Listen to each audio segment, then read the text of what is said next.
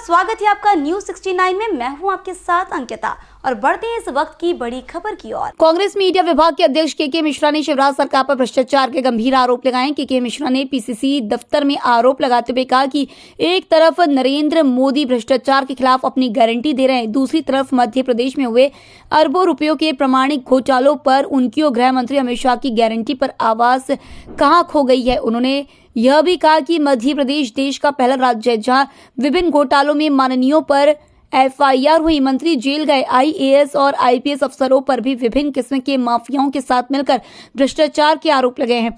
उन्होंने कहा कि राजनीतिक दबाव और प्रभाव के कारण भ्रष्टाचारी आज मौज कर रहे हैं और उन्हें पैसा देने वाले जेल में हैं। के मिश्रा ने कहा कि आदिवासी, दलित, युवा, किसान, महिला और मजदूरों को ऐसे घोटालों ने विकास से दूर कर दिया है। कांग्रेस ने शिवराज सरकार के 18 सालों में हुए लगभग 253 प्रमाणिक घोटालों की एक सूची भी जारी की है। सूची में प्रमुख घोटालों की धनराशि का भी जिक्र किया गया है। भोपाल से न्यूज 69 के लिए आदिल खान की रिपोर्ट। और पूछना चाहता हूं, सीधा आरोप है कि इस भ्रष्ट को आपने बचाया है।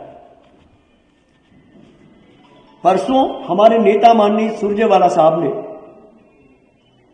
निराश्रितों की पेंशन को लेकर ऑथेंटिक डॉक्यूमेंट के साथ कांग्रेस की आवाज बनकर वो आपसे रूबरू हुए। आज माननीय कमलनाथ जी ने उसी पेंशन की राशि को लेकर एक ट्वीट किया, आप लोगों ने पढ़ा। निराश्रितों की पेंशन जो हमारी स्वर्गीय नेता श्रीमती इंदिरा गांधी जी के कार्यकाल में शुरू हुई थी, जिसमें आधी धनराशि केंद्र देता है, आधी धनराशि राज्य सरकार देती है। उसमें निराश्रित, विधवाएं, दिव्यांग और बेसहारा लोगों को पेंशन दी जाती है। सुरजेवाला साहब ने कहा कि कितने करोड़ रुपए आप डकार गए हैं। आज तक कोई जवाब नहीं आया। सुबह से शाम तक बकवास कर रहे हैं हर सभाओं में। जवाब दीजिए मुख्यमंत्री जी। और मेरी इस बात का तो जवाब आपको देना होगा कि जब मध्य प्रदेश के विवादास्पद भारतीय जनता पार्टी के राष्ट्रीय महासचिव कैलाश विजयवर्गीय, जिन्होंने अपने नामांकन को दाखिल करते वक्त गैंग रेप से जुड़ी हुई उनकी एफआईआर को छुपाया है, छत्तीसगढ़ सरकार में वो फरार घोषित है, स्टैंडिंग ऑर्डर है उनके खिलाफ, उस मुद्दे को छुपाया है। जब वे 2000 से 2005 तक इंदौर के महापौर थे, तब इन्हीं विकलांग, विधवाओं, दिव्यांगों और असहाय माता बहनों की पेंशन का 33 करोड़ रुपए घोटाला मैंने उठाया था और केंद्र ने अध्यादेश पारित कर, जिसमें भारतीय जनता पार्टी के लोगों की भी सहभागिता थी, उसमें मदद किया था इन लोगों ने हमें, एक नियम बनाया था कि पेंशन के वास्तविक हितग्राहियों को पेंशन की राशि राष्ट्रीयकृत बैंकों में जाएगी और वहां से उन्हें मिलेगी। तो दिल्ली के सरकार के अध्यादेश को कैलाश विजयवर्गीय ने एमआईसी से चेंज करवा दिया और रमेश मेंदोला जो उनके सहयोगी हैं, नंदा नगर साख संस्था, कोई बैंक नहीं थी, क्रेडिट सोसाइटी थी, उसके माध्यम से वो पेंशन बटाई। जबकि केंद्र के अध्यादेश को एक नगर निगम की एमआईसी को अधिकार ही नहीं है कि वो चेंज कर दे, राज्य सरकार को भी नहीं है। उसके बाद वहां 3300 करोड़ का घोटाला हुआ।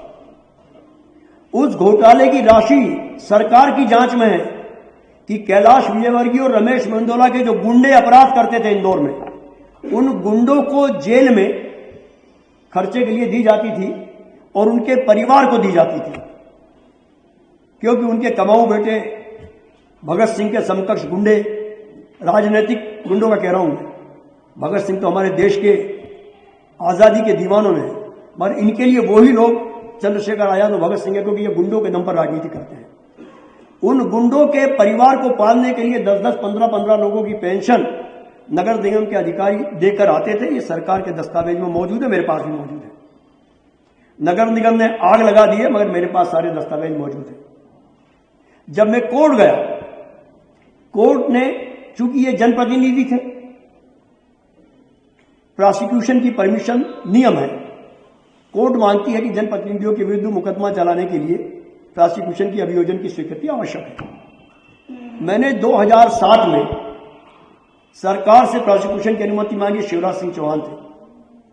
आज तक शिवराज सिंह चौहान ने प्रोसिक्यूशन की परमिशन नहीं दी है, और न केवल दी है बल्कि जब उस फैसले के बाद मैं हाईकोर्ट, साथ ही मिथुन अहिरवार जी, संतोष परिहार जी, फराह खान जी, रवि वर्मा साहब, मीडिया के सम्मानित साथियों, कैमरामैन दोस्तों और फोटोग्राफर मित्रों, सबसे पहले मैं आपको धनतेरस की शुभकामनाएं दूंगा कि मां लक्ष्मी आपको सुख, वैभव और समृद्धि से ओतप्रोत करें। क्योंकि मामला आज धनतेरस का है और ईमानदारी का धन समृद्धि देता है, मगर मैं उस धन की बात कर रहा हूं जो 18 सालों से भारतीय जनता पार्टी काले धन के रूप में लूट रही है। अपने आप को भाजपा और उसके नेता, जिसमें प्रधानमंत्री जी शामिल हैं, गृह मंत्री जी शामिल हैं, मुख्यमंत्री जी शामिल हैं, यदि मोदी जी और अमित शाह जी भ्रष्टाचार के खिलाफ अपनी गारंटी दे रहे हैं, तो मुख्यमंत्री जी भ्रष्टाचार की जीरो टॉलरेंस की दुहाई दे रहे हैं। आज हम प्रमाणों के साथ, दो तरह के लोग होते हैं, एक सीधा चोर या डकैत और दूसरा होता है ईमानदार चोर, ईमानदार डकैत। तो मैं आज बात कर रहा हूं ईमानदार चोरों और डकैतों की। मुझे कोई खौफ नहीं है इन तीनों से। मैं अपनी बात की शुरुआत करूंगा, जब मैं आज सोकर उठा तो मेरे सुर्खियों में एक खबर पड़ी कि सेवानिवृत्त हो जाने के बाद भी मुख्यमंत्री शिवराज सिंह चौहान, नाम लेकर बोल रहा हूं, और मुख्य सचिव इकबाल सिंह बैस, इनके संरक्षण में, फिर मैं जोर देकर कह रहा हूं कि सेवानिवृत्ति के बाद भी वह भ्रष्ट ऑफिसर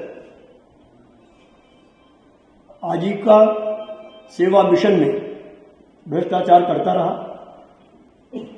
ये दोनों ही नेता और वरिष्ठ अधिकारी उसको संरक्षित करते रहे।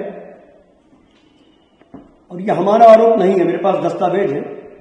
उन्होंने इस्तीफा दे दिया है, हो सकता है थोड़े दिन बाद आग में वो दस्तावेज भी झुलस जाए, मगर मैं सार्वजनिक घोषणा कर रहा हूं कि मेरे पास वो सारे दस्तावेज हैं जिसमें बेलबाल जेल बेल हो सकता है। मेरे पास वो रिपोर्ट भी है जो प्रदेश की एक दबंग और ईमानदार महिला अधिकारी नेहा मालविया जी ने उसके भ्रष्टाचार को लेकर एफआईआर लिखवाने के लिए अपनी रिपोर्ट में उल्लेख किया था। आज तक शिवराज सिंह चौहान जो भ्रष्टों के संरक्षण दाता हैं, उन्होंने इस भ्रष्ट अधिकारी के खिलाफ कोई एक्शन नहीं लिया। आज सुबह जब मैंने पढ़ा कि उस भ्रष्ट अधिकारी ने इस्तीफा दे दिया है, मैं शिवराज जी पूछना चाहता हूं आपसे बड़ी विनम्रता से कि कमलनाथ जी के आने की आहट से ही आपके ये भ्रष्टाचार के चूहे बिल से क्यों भाग रहे हैं? आप ऐसे चोरों का साथ देते हैं जो आपका बीच रास्ते में साथ छोड़कर चले जाएं। और धनतेरस से तो माननीय शिवराज जी ये शुरुआत हुई है इन चूहों को भागने की। कमलनाथ जी की शपथ तक तो और भी कई चूहे और गीदड़ आपको छोड़कर भाग जाएंगे, और जब आप पलट कर देखेंगे तो आपके साथ कोई भी नहीं मिलेगा। आज भी आपके साथ कोई नहीं है। मुख्यमंत्री होने के बाद भी यदि किसी मुख्यमंत्री के बचाव में एक विधायक भी यदि नहीं प्रदेश में आता है तो उनका खोखलापन समझ जाइए कि वो कितने मजबूत नेता हैं। इस खबर पर आपकी क्या है राय, हमें कमेंट सेक्शन में जरूर बताएं। तब तक के लिए धन्यवाद।